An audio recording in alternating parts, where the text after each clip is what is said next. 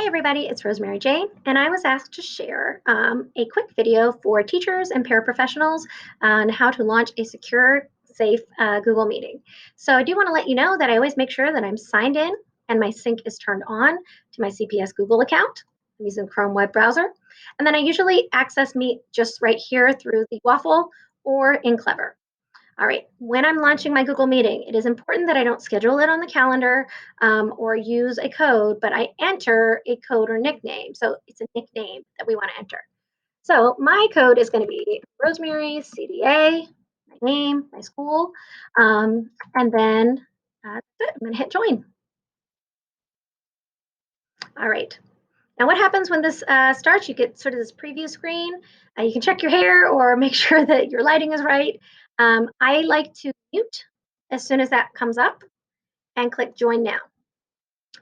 All right, so I've joined the meeting. I used a code, and now I'm going to go over here to the three dot menu in the lower right-hand corner, the more options. I click that, and I'm going to settings. Now, if I'm the person who launched this meeting, I have this button here to the left called host controls. If I didn't launch the meeting, if somebody launched it before me, especially like a co-teacher, paraprofessional, or student teacher, then they're going to have the host controls. So if you are ever co-running a meeting and you don't have host controls when you launch it with the code, reach out to your teammate and see if they have them.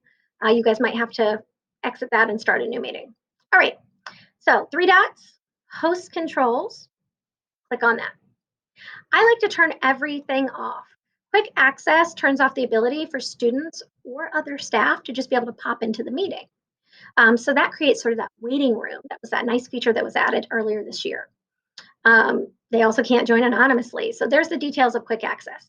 Share their screen is pretty straightforward. In kindergarten, it's not helpful, and sometimes kids bump and play around with chats or sharing their screen. So I turn all those off.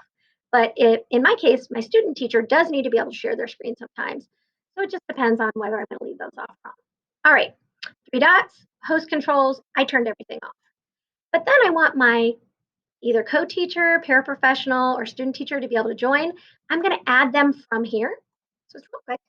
Just type in their name, send them an email. Then they got a link to this meeting, and I don't have to allow them in.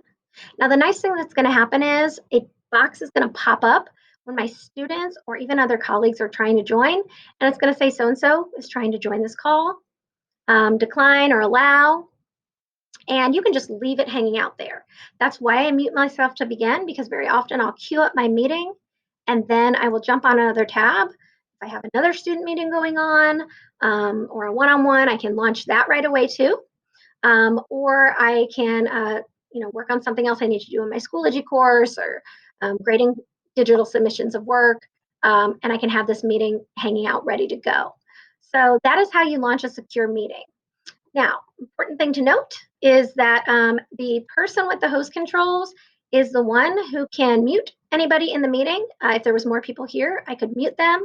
I can remove them if needed, and can also turn back on screen sharing and things like that through their host controls. So if you're not the host, you don't have any of those. You can also, from here, let everyone turn on their chat messages. There's a shortcut there. So that's the host controls. The last thing I want to show you is exiting a meeting. This one is important. There's a new feature, and when you leave the call, it's going to now ask you if you just want to leave the call. So maybe you're going to leave your paraprofessional working with the students when you exit. You could just leave the call yourself, or you can now end the call for everyone. So that's a great new feature. So I like to end the call for everyone when necessary. So click on that.